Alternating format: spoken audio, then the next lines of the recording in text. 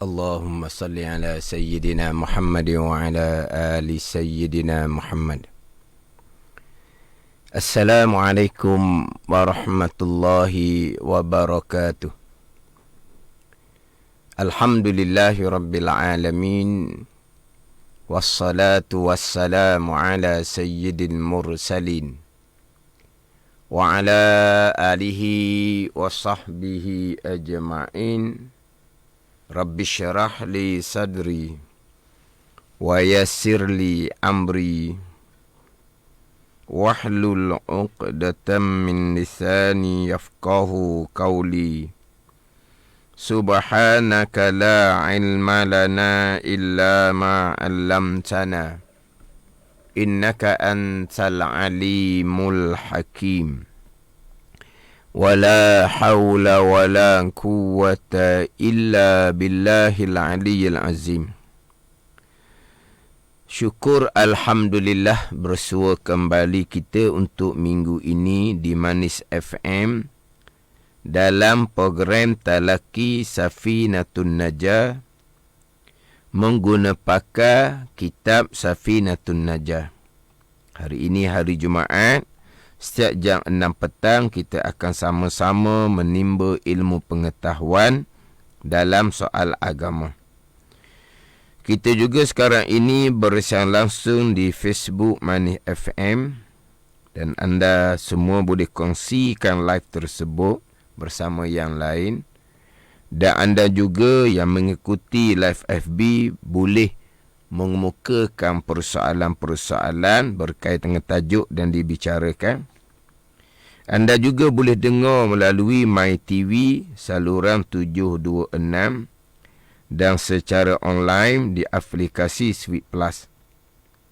Semoga segala ilmu yang saya kongsikan dapat kita sama-sama amalkan.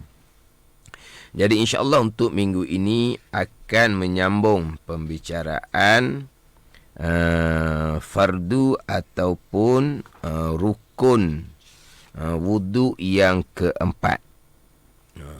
Fardu ataupun rukun wudu yang keempat. Yang mana pembicaraan minggu lepasnya fardu wudu yang ketiga, membasuh tangan hingga kepada 2 siku. Kemudian minggu lepasnya membicarakan berkaitan dengan tayamum. Sebab minggu lepas saya pergi pada pembicaraan sebagai contoh di tangan ada pembalut, yang mana yang saya contohkan minggu lepasnya dan juga minggu yang terdahulu. Apabila kita ke hospital, doktor masukkan jarum ke tangan kita untuk memasukkan obat ke air ke darah ke, kemudian doktor akan letak plaster untuk memastikan jarum tu tidak bergerak. Jadi pembicaraannya berkaitan dengan ketika berwuduk, fardu wuduk yang ketiga, membasuh tangan hingga ke siku, wajib disertakan dengan tayamum. Tapi untuk insya-Allah lah, untuk lebih halusi lagi pembicaraan bab tayamum, insya-Allah nanti sampai tajuk dalam kitab Safinatun Najah ni ada tajuk membicarakan berkaitan dengan wudu, berkaitan dengan tayamum. Ada tajuk nanti membicarakan berkaitan dengan tayamum. Dan insya-Allah ketika membicarakan tajuk tayamum, biasanya saya apabila masuk bicara tajuk tayamum, saya akan bawa buku panduan berwuduk, panduan berwuduk, bertayamum, bersolat bagi pesakit. Ada buku yang dikeluarkan oleh JAKIM. Itu biasa apabila saya membicarakan berkaitan dengan tayamum, saya akan bawa buku keluaran JAKIM, tajuk dia panduan berwuduk, bertayamum dan bersolat bagi pesakit, yang mana panduan dalam buku ni sangat-sangat mustahab untuk diketahui, kerana ujian dengan sakit ini berlaku dalam kehidupan kita, berlaku dalam kehidupan mereka yang bersekitar dengan kita. Jadi macam mana orang sedang sakit ni, sama ada sakit terlantar di rumah ataupun masuk hospital, berwuduknya macam mana, bertayamumnya macam mana, solatnya macam mana. Jadi hak ni sangat-sangat mustahak lah. Tambahan pula kalau kita ni, anak beranak kita, kenal kita ni orang yang belajar ilmu agama.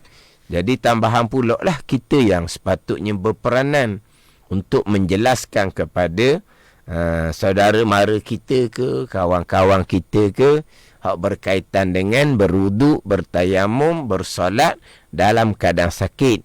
Tetapi saya sebut tadi, dikenali kita ni orang belajar. Dia sepatutnya kita semua ni mesti kena belajar belaka. Kita semua kena belajar belaka. Kita kena pastikan kita ni merdeka daripada jahil fardu ain tauhid, merdeka daripada jahil fardu ain fiqh, merdeka daripada jahil fardu ain tasawuf. Ni kita cerita bab merdeka ni. Kita merdeka daripada jahil fardu ain tauhid, fiqh, tasawuf. Bola kita benar-benar bebas daripada dijajah, dipengaruhi oleh nafsu sendiri dalam beribadah, dan dijajah, dipengaruhi oleh syaitan di dalam kita rupa beribadah yang sebenarnya bukan beribadah yang sebenar-benarnya kepada Allah Subhanahu wa ta'ala. Jadi mana kita kena belajar belaka. Cuma saya sebut tadi, terkadang kita ni orang kenal orang belajar. Orang lain tu kita dakwahlah mereka supaya belajar. Tapi pada masa sekarang ni, kita yang dikenali sebagai orang belajar sama telah lah. Kena tahu molek hak berkaitan dengan berwuduk, bertayamum, bersolat bagi pesakit. Jadi untuk minggu ni kita masuk kepada fardu ataupun rukun wuduk yang keempat. Ni sudah masuk soalan baru ni pula. Hak berkaitan dengan tayamum. Jadi nak jawab balik bab tayamum ni. Jadi panjang pula lah jadinya. Macam saya sebut permulaan tadi. InsyaAllah lah nanti sampai masa bicara tayamum kita akan perinci. Nanti kita balik kepada tajuk kitab kita semula.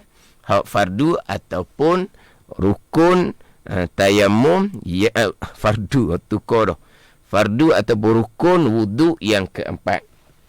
Kalau sedang pendengar mengguna pakar kitab Safinatun Najah hak Jawi, sebab sedang pendengar maklumilah, kitab Safinatun Najah ni ada edisi Jawi dan ada edisi Rumi.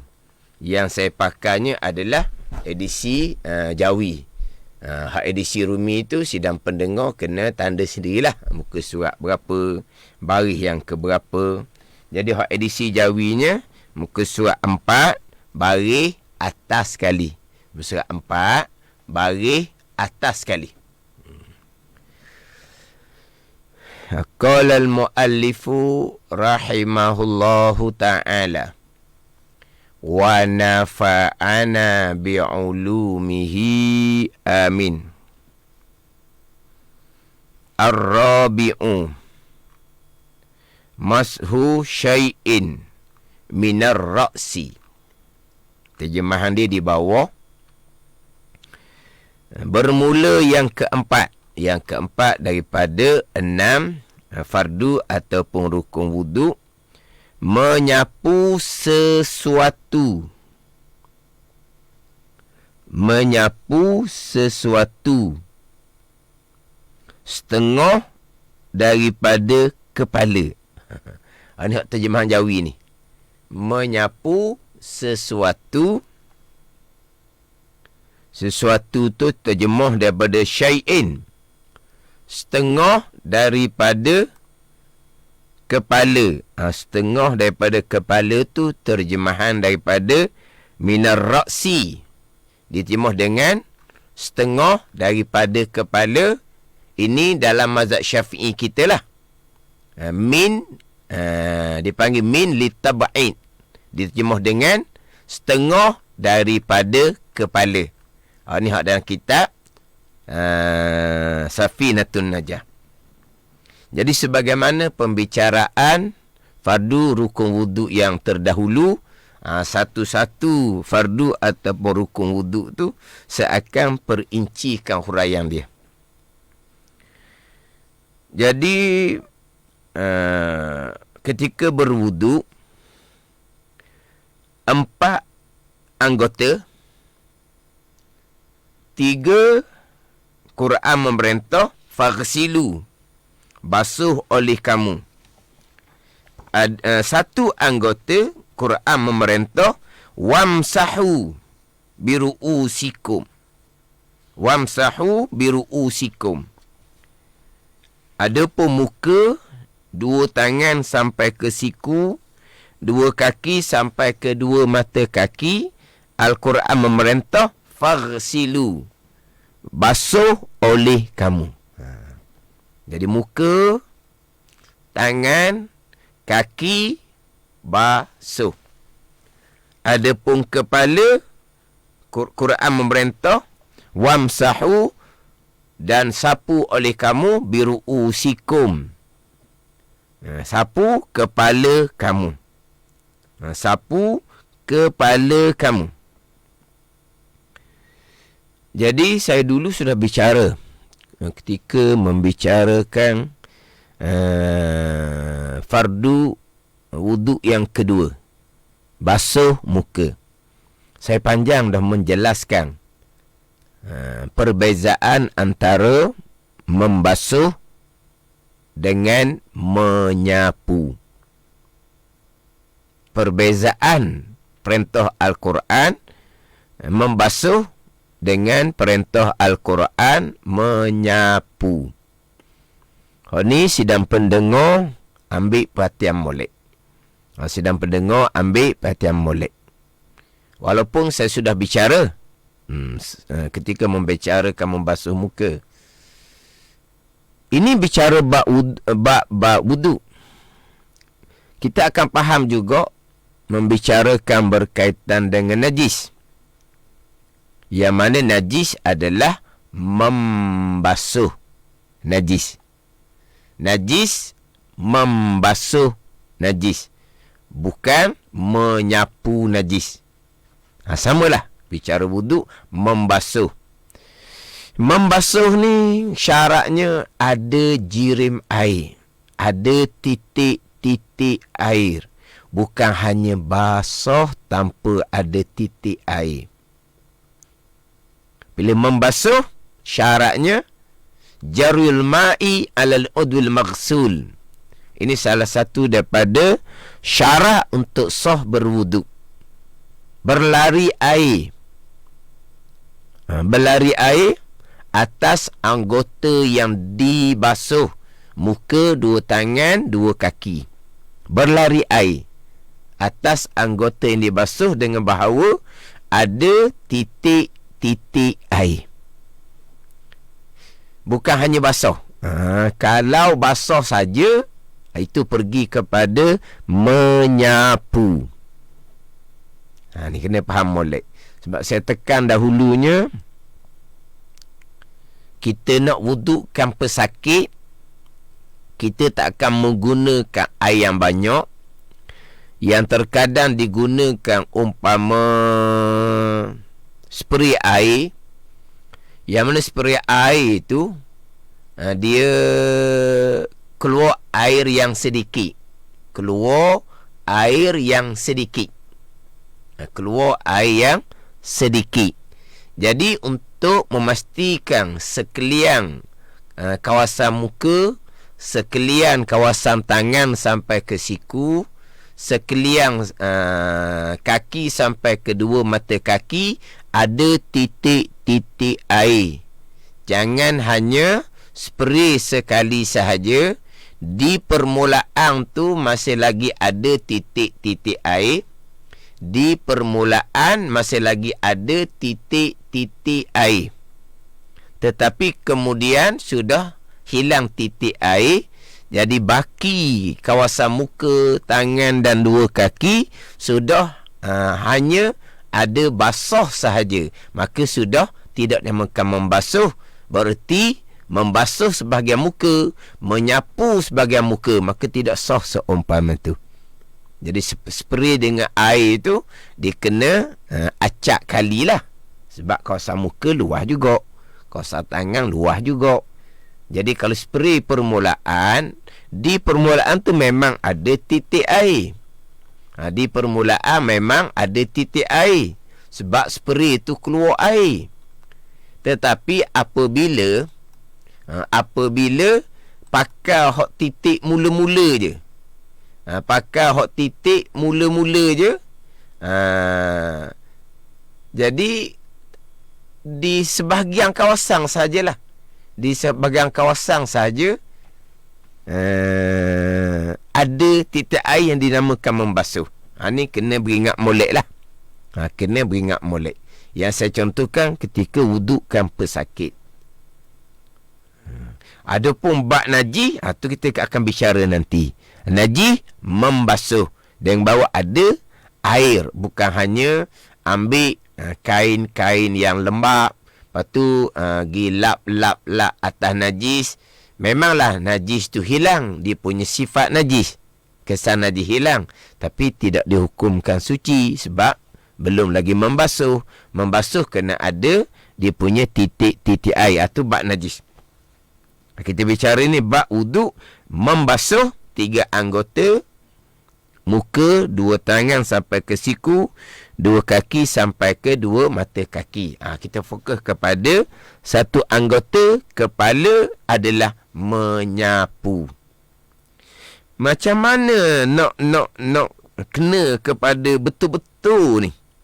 Betul-betul kita beramal dengan ayat Al-Quran. Betul-betul kita beramal dengan ayat Al-Quran yang memerintah wamsahu biru'usikum. Sapu akan kepala kamu. Sapu dengan setengah kepala kamu. Sapu, bukan basuh. Jadi macam mana sapu beza dengan basuh? Mana sapu contohnya? Kalau kita berwuduk menggunakan koloh, kita pun masuk kedua belah tangan kita dalam koloh.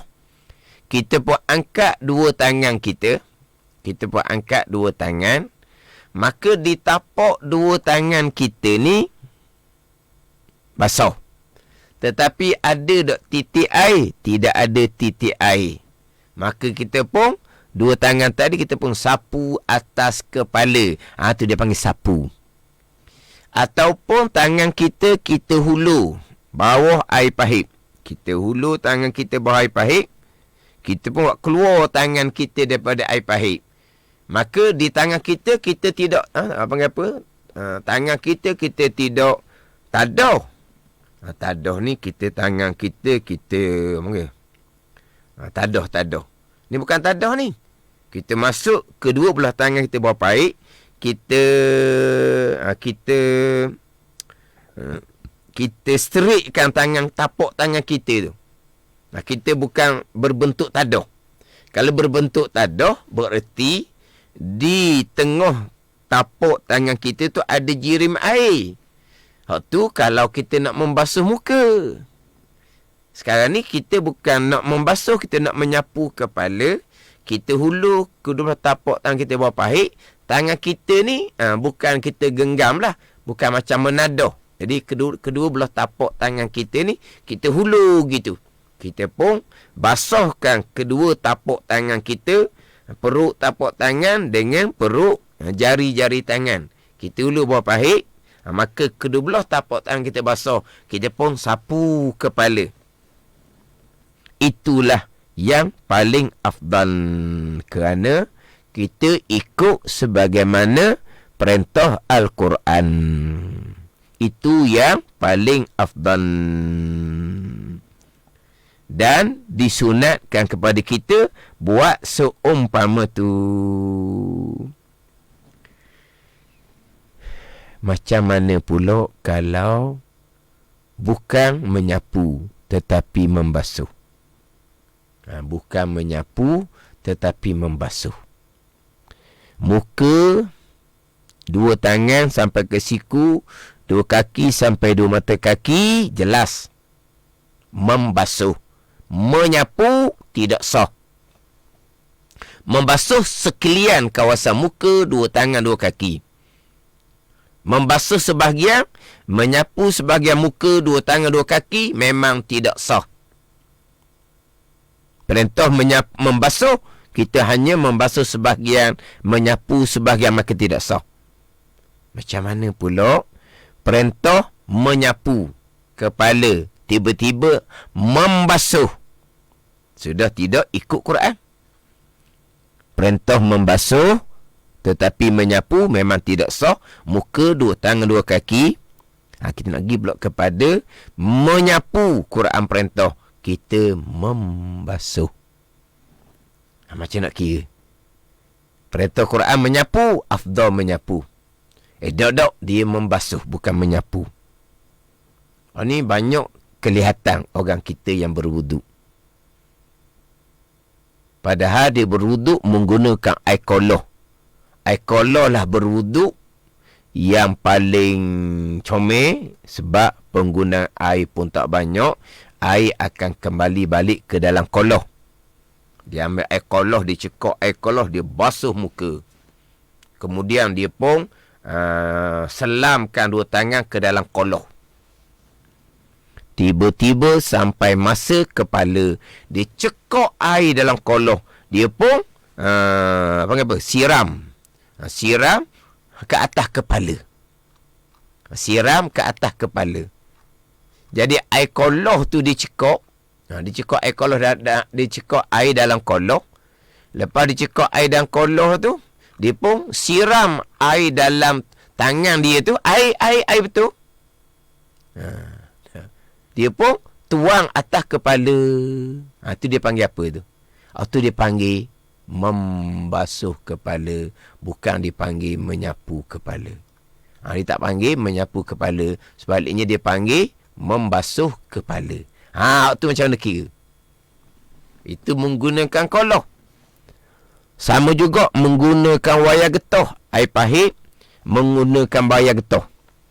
Air pahit menggunakan wayar getah. Menggunakan wayar getah macam mana? Dia menggunakan wayar getah untuk membasuh muka, membasuh dua tangan sampai ke siku. Air wayar getah yang sama, dia pun siram atas kepala. Dia pun sekarang wayar getah tu dia basuh muka. Wayar getah tu dia basuh dua tangan. Memanglah membasuh. Kemudian wayar getah yang sama, dia pun angkat, letak atas kepala. Jadi kepalanya dia basuh. Dia basuh juga. Ini memang terkadang ada orang yang buat seumpama ni. Lebih-lebih laginya, kalau dia ketika berwuduk tu duduk bawah pahit ujang. Shower, duduk pahit ujang. Dia pun basuh muka bawah pahit ujang. Dia basuh tangan bawah pahit ujang. Kemudian dia berdiri bawah pahit ujang. Kepalanya bukan disapu. Kepala sebaliknya dibasuh. Macam mana? Ni. Jawapan ni si dan pendengar kena tahulah. Sebab sudah tak sama dengan perintah suruhan Al-Quran. Sapu oleh kamu dengan setengah daripada kepala kamu. Tiba-tiba bukan sapu, sebaliknya membasuh. Yang jelas kita bicara dahulunya, kalaulah perintah membasuh muka, dua tangan, dua kaki, dia menyapu, memang tidak sah wuduk.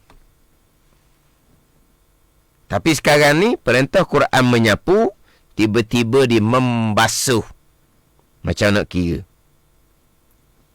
Kita cerita ni pandangan mazhab Syafi'i. Dia kalau perintah membasuh, menyapu tu memang tak sapa lah kepada membasuh. Sebab tu tidak sah. Kalau muka, dua tangan, dua kaki tu menyapu. Adapun Quran perintah menyapu, tiba-tiba dia membasuh. Quran perintah menyapu, tiba-tiba dia membasuh. Jadi apabila Quran perintah menyapu, tiba-tiba dia membasuh, ini cerita dalam mazhab Syafi'i kita. Dalam membasuh tu, ada dia panggil menyapu. Dalam membasuh tu, ada dia panggil menyapu. Faham tak sini? Quran perintah membasuh muka, dua tangan, dua kaki. Kalau hanya menyapu, tak sapa. Sebab menyapu ni tak ada air. Membasuh ni ada titik-titik air. Jadi menyapu tak sapa tangga perintah Al-Quran membasuh. Sekarang ni Quran perintah menyapu, tiba-tiba membasuh. Jadi pandangan dalam mazhab Syafi'i kitanya, di membasuh tu ada sapuan. Sapu ada, tetapi lebih daripada sapu, ada titik air, naik tangga membasuh. Tapi di membasuh ada tak bahagian sapu? Ada. Maka sah wuduk dia. Faham tak sidang pendengar? Jadi hari ni tak ada pertanyaan dalam FB ni. Ya, ada pertanyaan mula-mula tu pertanyaan batayamum. Saya kata tadi tak apalah, tajuk tayamum tu bicara kemudian. Tapi rasa bersalah juga kesian yang bertanya. Tengok dululah keadaan macam mana hak persoalan hak batayamum ditanya mula-mula live FB tu tanya dah. Nanti dulu tu tengok keadaan macam mana. Saya kata tak mau jawab lah sebab kita nak fokus kepada fardu wuduk kembali tayamum. Nanti kita bicara pada tajuk tayamum. Tapi rasa macam tak kena juga. Tengoklah macam mana dulu soalan di permulaan FB Money FM ni hak berkaitan dengan bertayamum tu. Quran memerintah basuh muka, dua tangan, dua kaki. Kalau hanya menyapu tak sapa. Kepada tangga hak Quran perintah basuh, maka tidak sah. Adapun perintah Quran menyapu, tiba-tiba membasuh. Quran memerintah menyapu, tiba-tiba membasuh. Jadi menyapu ni tidak ada hanya tangan basah, sebelum sapu kepala tidak ada titik air. Adapun membasuh, dia ada titik air. Tapi pada membasuh ada menyapu dan lebih. Sebab tu sah. Kalau dia basuh bukan kata salah, tapi tidak afdal. Bukan kata salah, tapi tidak afdal. Tidak afdal sebab tidak bertepatan dengan sebagaimana yang diperintah di dalam Al-Quran. Tidak afdal. Bukan kata, kalau gitu salah. Tak kata salah lah. Tapi tidak afdal. Jadi pada ketika membasuh, perintah menyapu, di membasuh tu ada sapu dan lebih. Bukan dalam mazhab Syafi'i kita pandangan muktamad, kalaulah dia membasuh kepala, Quran perintah sapu, hukumnya harus sahaja. Tidak jadi makruh. Tidak jadi makruh. Haruslah tidak jadi makruh. Cuma afdal kita menyapu daripada membasuh. Walaupun membasuh memada, sebab di membasuh ada sapu dan lebih. Sapu lebih ni jadi basuh lah. Jadi ada air yang dipanggil membasuh. Tidak makruh. Dan tidak dinafikan. Ada pandangan-pandangan ulama yang menyatakan bahawa apabila membasuh kepala, hukumnya adalah makruh kerana menyalahi yang disuruh di dalam Al-Quran. Ada pandangan mengatakan makruh. Di pandangan dalam mazhab Syafi'i kita yang muktamad, tidak dimakruhkan, hanya haruh je lah. Cuma afdal sapu, jangan basuh. Kepala sapu, itu fardu wudu. Telinga, kedua belah telinga tu sunat. Pun sama, sapu telinga, bukan basuh telinga. Itu bab sunat lah. Bila diperintah sapu, bukan basuh. Tapi gitulah kadang-kadang. Koloh tu saya kata tadi, mula saya sebutnya tu pelik sikit. Peliknya macam mana dia dalam koloh ni dia ambil cekok air koloh, dia basuh muka. Membasuh kena ada air. Kemudian dia membasuh tangan dalam koloh. Untuk kepala tu cukup mudah. Hanya selamkan dua tangan dalam koloh, angkat tangan. Bukan cekok air daripada koloh, angkat tangan. Lepas tu sapu kedua belah kepala dengan kedua tapak tangan. Apa pasal lah dia ambil air koloh, dia cekok. Boleh cekok air koloh tu, dia pun siram atas kepala. Faham tak ni? Abang kata apa tu? Allah, buat apa pesen tu tak kena gitu, tak afdal. Air koloh. Kalau air pahit ni, kadang-kadang dia pakai air getah, dia basuh muka air getah, dia basuh tangan, air getah sama disiram atas kepala, tu air getah. Ataupun dia berwuduk bawah air hujan, shower. Dia basuh muka bawah air hujan, basuh tangan bersikut bawah air hujan. Jadi dia berdiri bawah pahit hujan tu kok. Dia pun pakai basuh kepala. Nampaklah. Jadi gitu. Tapi kalau air koloh ni, apa pasal-pasal? Siapa tanya sapu kepala masa lagi cekok air koloh. Selam kedua tangan dalam koloh, angkat tangan, tangan basuh, tidak ada titik air, sapu kepala. Maka tepatlah dengan perintah Al-Quran, wamsahu biru'usikum, dan sapu oleh kamu dengan setengah daripada kepala kamu. Kemudian sapu kepala. Nampak mudah je sapu kepala. Saya pernah terjumpa lah. Dia cukur kepala. Lepas cukur kepala tu, dia jadi muskil. Cukur kepala. Cukur rambut yang ada atas kepala. Cukur kepala, luka lah barangkali. Kita faham lah.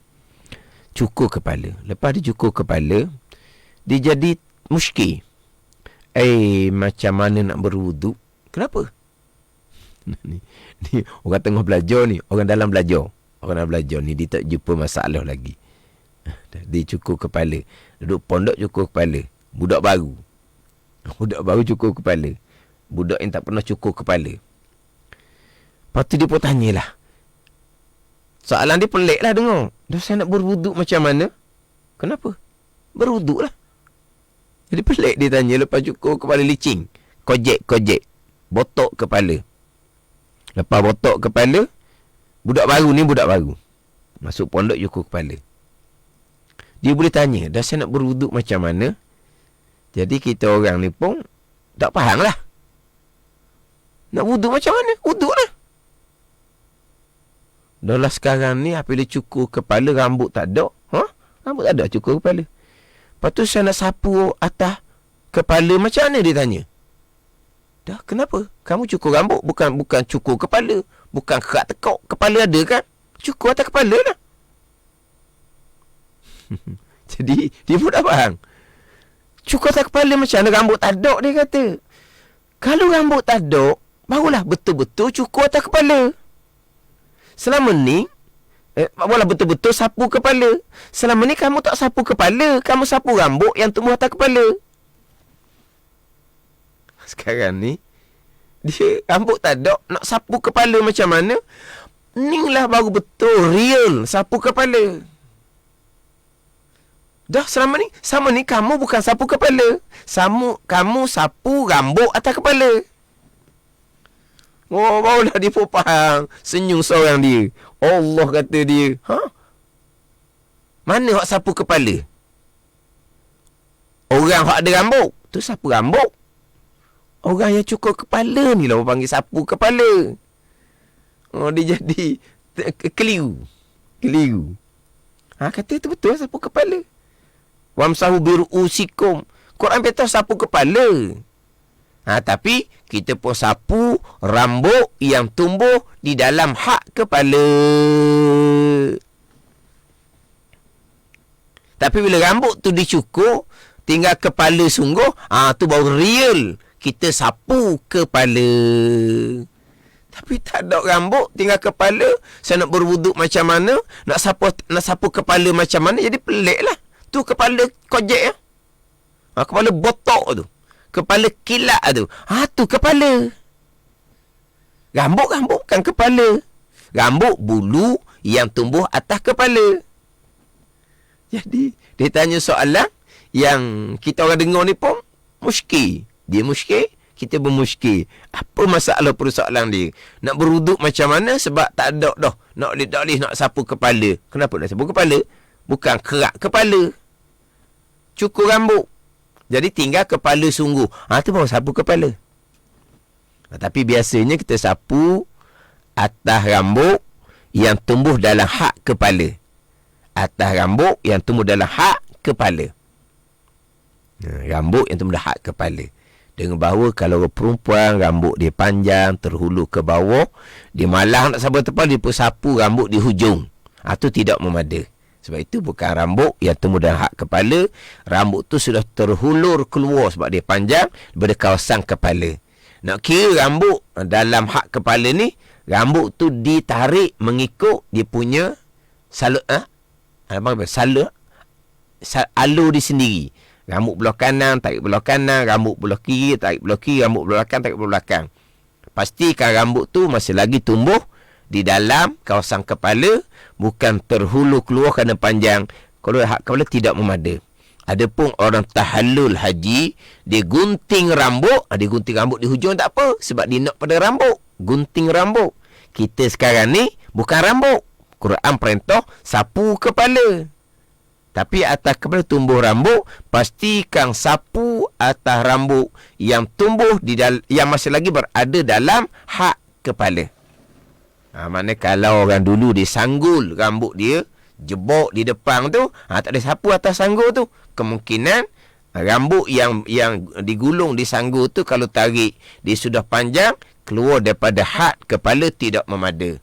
Sapu kepala ataupun sapu rambut yang tumbuh yang masih lagi berada di dalam had kepala, bukan rambut panjang yang terhulu keluar. Kemudian sapu ni pula, banyak mana nak sapu ni. Banyak mana nak sapu, saya pun sambil-sambil tengok jam tu.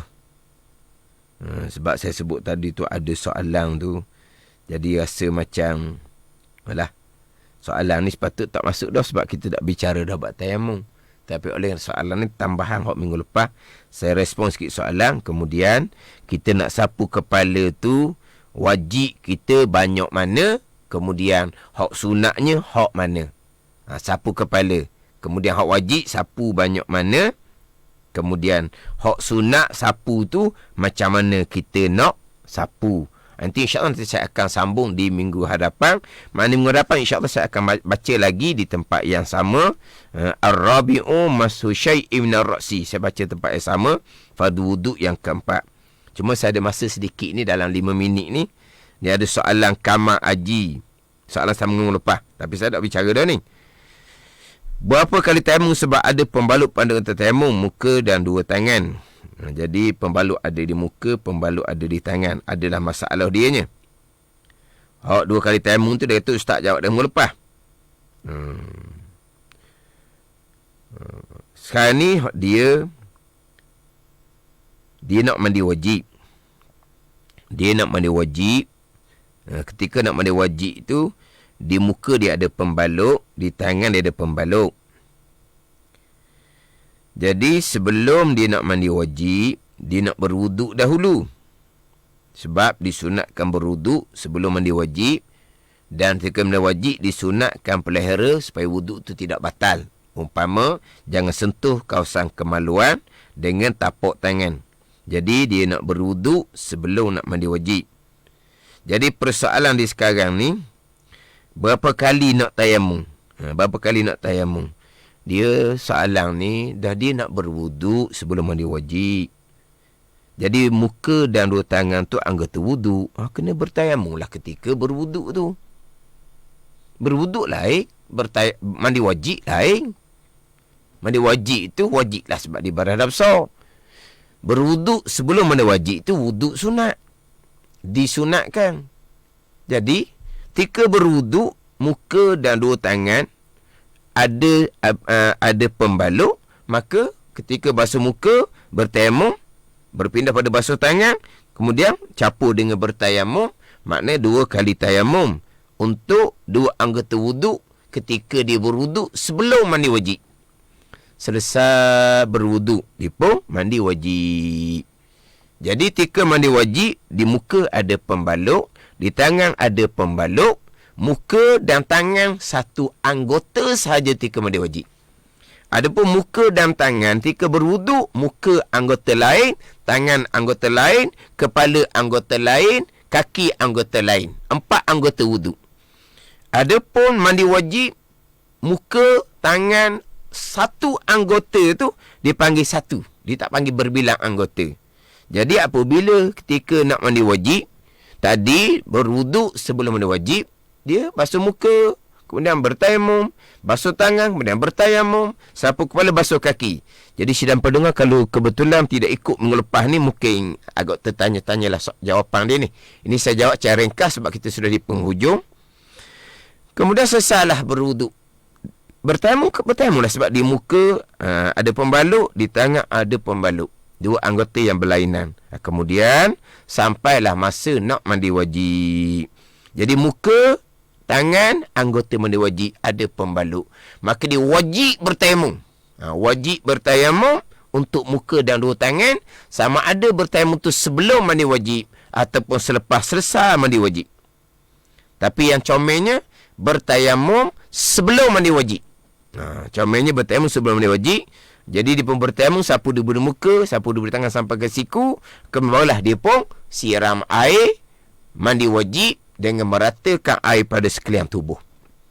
Hak tadi berwuduk sebelum wajib yang disunatkan, maka bertayamumlah untuk wuduk. Sekarang nak mandi wajib. Mandi wajib ni bertayamum pula untuk mandi wajib. Wuduk lain, mandi wajib lain. Wuduk tu yang disunatkan sebelum mandi wajib. Hak wajibnya adalah kita nak mandi wajib untuk mengangkat hadas besar. Jadi ketika berwuduk, bertayamum macam biasa. Ketika mandi wajib, tu bertayamum jugalah sebab ketika mandi wajib, muka ada pembalut, tangan ada pembalut, dipanggil beberapa pembalut pada satu anggota. Sebab satu tubuh dipanggil satu anggota, muka dan 2 tangan dipanggil satu anggota sahaja. Maka sebelum mandi wajib ataupun selepas mandi wajib, hanya perlu tayamum sekali sahaja. Ini soal jawapan yang ringkas. Ada soalan yang dikemukakan di permulaan live FB Money FM tadilah. Kemudian saya tadi pun bersalah nak jawab, tak mau jawab. Jadi tak mau jawab kan, kesian pula yang bertanya. Kan jawab pula kalau orang yang tidak mengikuti pembicaraan terdahulu, mungkin apa yang saya jawab ni akan banyak timbul tanda tanya pula. Jadi seeloknya yang mengikuti slot Talaki Safinatun Najah ni ikut tiap-tiap minggu lah, biar istiqamah. Sebab pembicaraan slot Talaki Safinatun Najah, pembicaraan yang sama menyambung, yang mana kalau sidang pendengar tidak dapat mengikuti ketika live Money FM ni, masih lagi boleh mengikuti rakaman yang tersimpan dalam FB Money FM. Wallahu a'lam. Bismillahirrahmanirrahim. Alhamdulillahirabbil alamin. Wassalatu wassalamu ala sayyidil mursalin wa ala alihi wa sahbihi ajma'in.